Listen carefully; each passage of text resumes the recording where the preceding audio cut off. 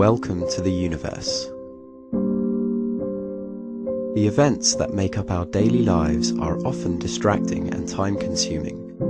Most of us are simply too busy to pay attention to the stars, and yet many of us desire to be connected with them. Thankfully, some have devoted their lives to discovering our place in the universe and retracing the events that have shaped the cosmos into what we can see today.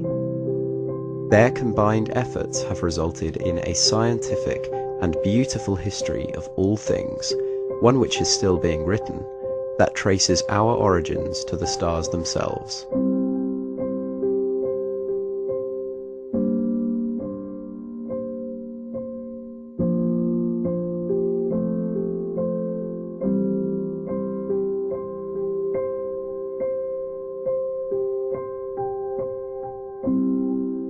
Although this knowledge is freely available, primitive religious myths and irrational practices such as astrology permeate our cultures to such an extent that a significant number of people cannot distinguish fact from fiction, and this belittles our species because we failed to promote real knowledge and understanding worldwide.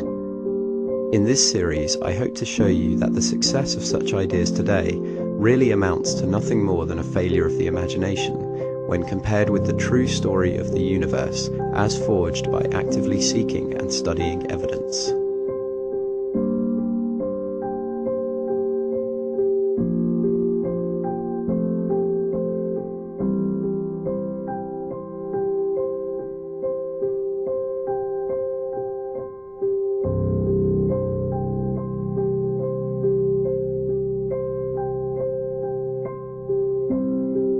In the coming episodes, we'll explore how our model of the cosmos has changed drastically in light of scientific progress, bringing us to the forefront of modern research, and we'll see how our model may yet change again. You might be surprised by things you didn't already know about the universe, but remarkable new discoveries are made so frequently that I can't even guarantee that all the information in this series is up to date by the time you see it. Nevertheless, I hope you will be inspired to explore the subjects further.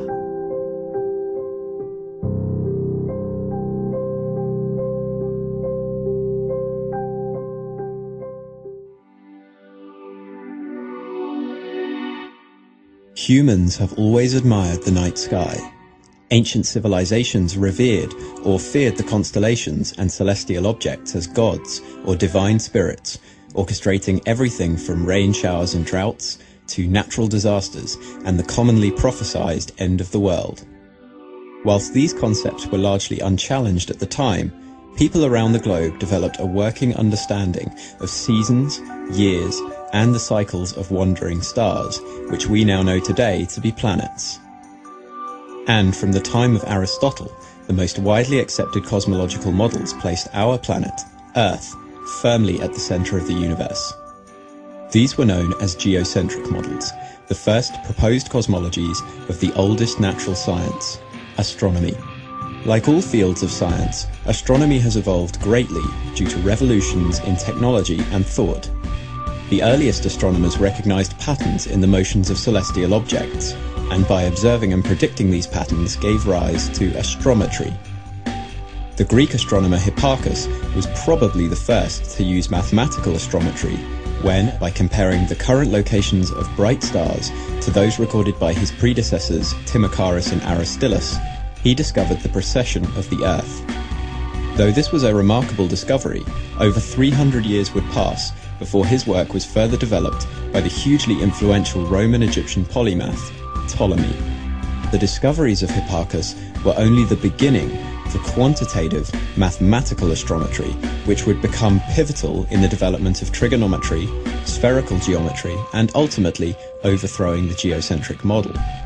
Ptolemy, however, would not be the one to challenge it. He was a strong proponent of Aristotelian geocentrism, and by combining a tremendous amount of ancient work, including that of Hipparchus, he produced the Almagest, or the Great Book. It consisted of 13 volumes and provided a mathematical model of the cosmos that would stand strong for over 13 centuries.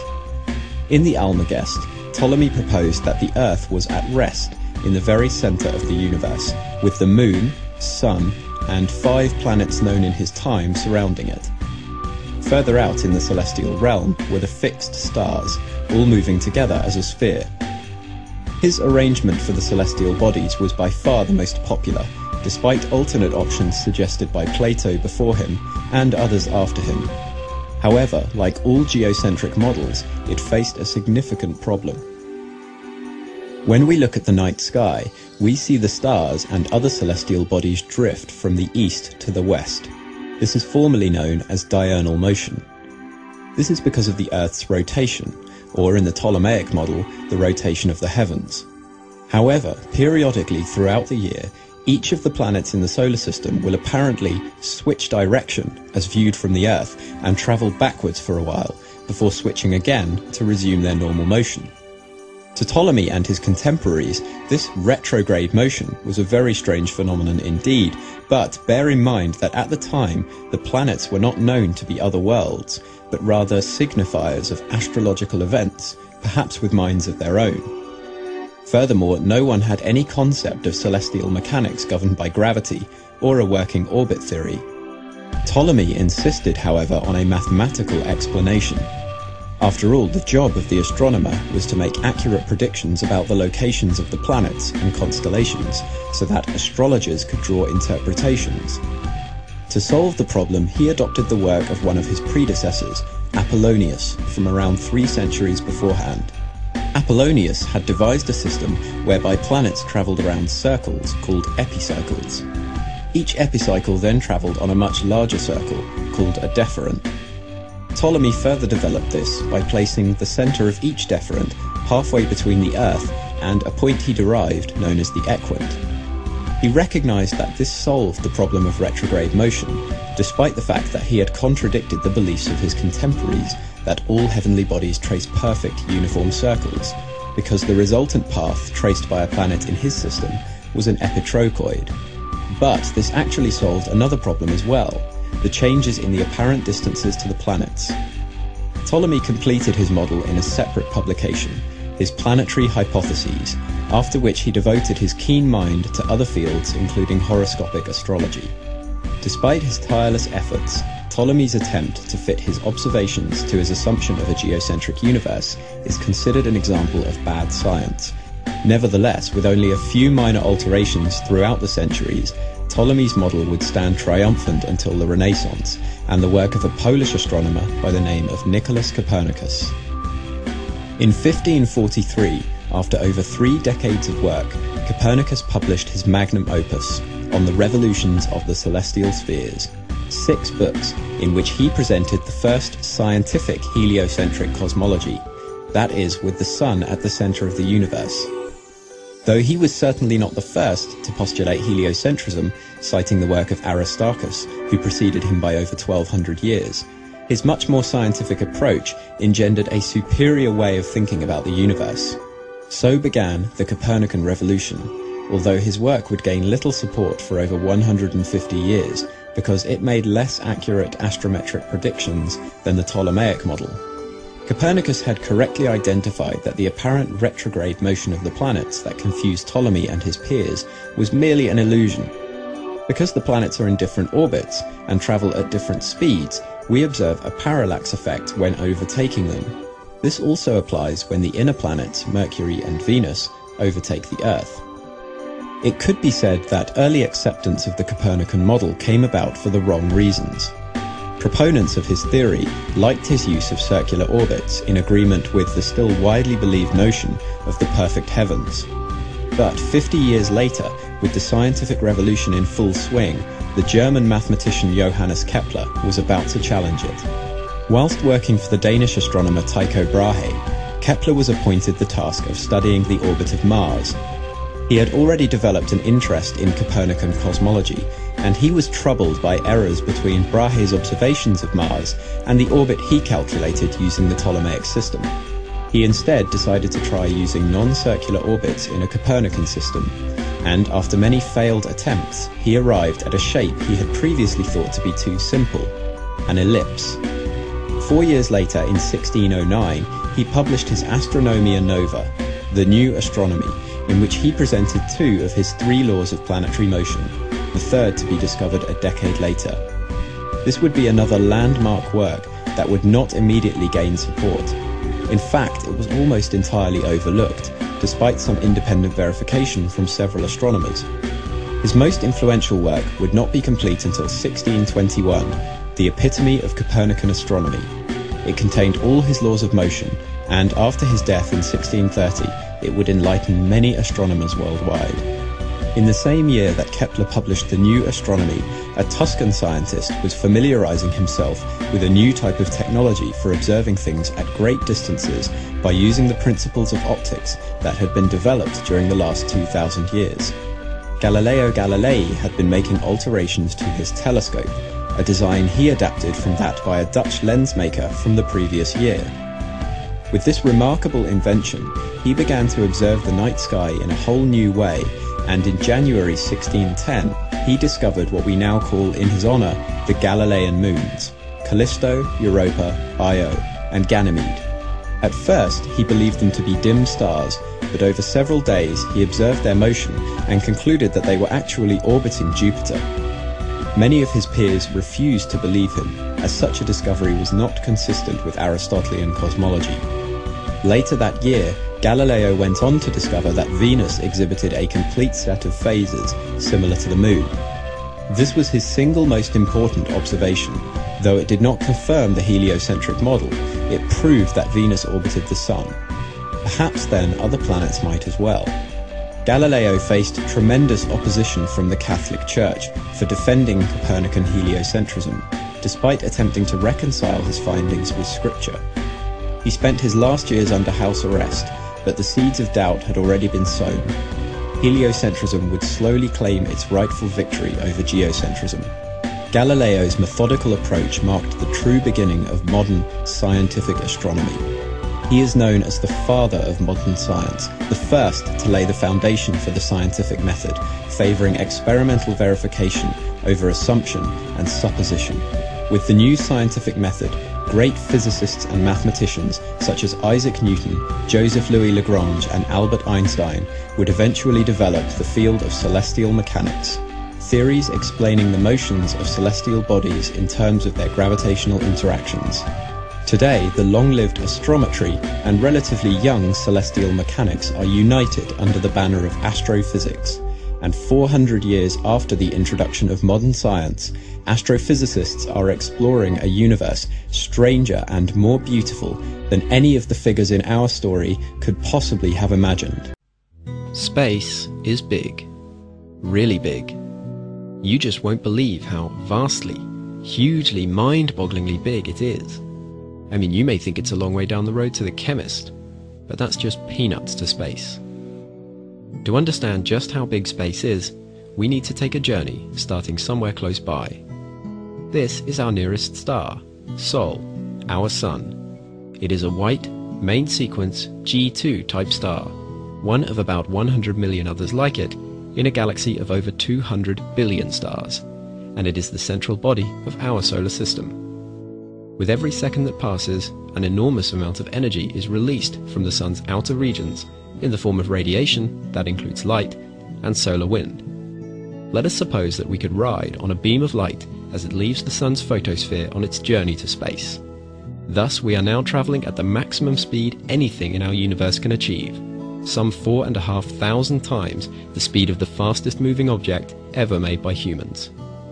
We'll ignore the effects of special relativity and just imagine all the planets in our solar system are in alignment at their average orbital distances. For the first few moments of our journey, no more than 10 seconds, we are still inside the Sun's corona, a kind of atmosphere for a star, consisting of very hot plasma, in some regions over 1,000,000 Kelvin. Here, the corona can be seen during a total solar eclipse, extending millions of kilometers into space. Once we get past it, we have a journey of about 3 minutes to the first planet, Mercury. At almost 3 times closer to the Sun than Earth, a Mercurian year lasts just under 3 Earth months, and because the planet rotates very slowly, its day side is extremely hot and its night side very cold. The cratered surface evokes images of a tremendously violent young solar system, a topic for a future episode. After our fleeting visit to Mercury, we continue on for a little under 3 minutes to see the planet Venus, or at least to see the top of its dense atmosphere. The surface of Venus can only be seen by sending landers, which don't live very long, or by using radar. Indeed, so thick are the clouds on Venus that at the surface its temperature is actually higher than that of Mercury. But if you were to visit the surface, this would only be one of your problems. You'd be poisoned, you'd be fried, you'd be squashed flat. A decidedly unappealing place for a holiday, and yet long ago not so different from our next destination. 2 minutes and 20 seconds later, we arrive at the planet Earth, our home in space, humanity's harbour in the cosmic ocean.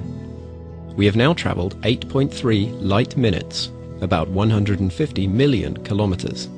Next time you're out on a sunny day, remember that you are seeing the Sun as and where it was over 8 minutes ago, relative to the star itself. As we will see in a future episode, this delay over large distances fundamentally changes our concept of time and what the universe is really like right now. After another 4.5 minutes or so, we come to the red planet, last of the terrestrial planets, a cold and a dry world. Long ago, however, Mars held lots of surface water, rivers, lakes, and perhaps even small seas. This makes it an exciting place to search for traces of alien life that may have thrived there for some time before the planet dried up and lost most of its atmosphere. Mars will also be the first alien planet that humans set foot on, perhaps before the end of the 21st century. During our half-hour voyage to Jupiter, we passed through the asteroid belt, a collection of oddly shaped rocks left over from the formation of the solar system. The largest of these, Ceres, is a dwarf planet, 23 light minutes from the Sun. It accounts for 1/3 of the total mass of the entire belt.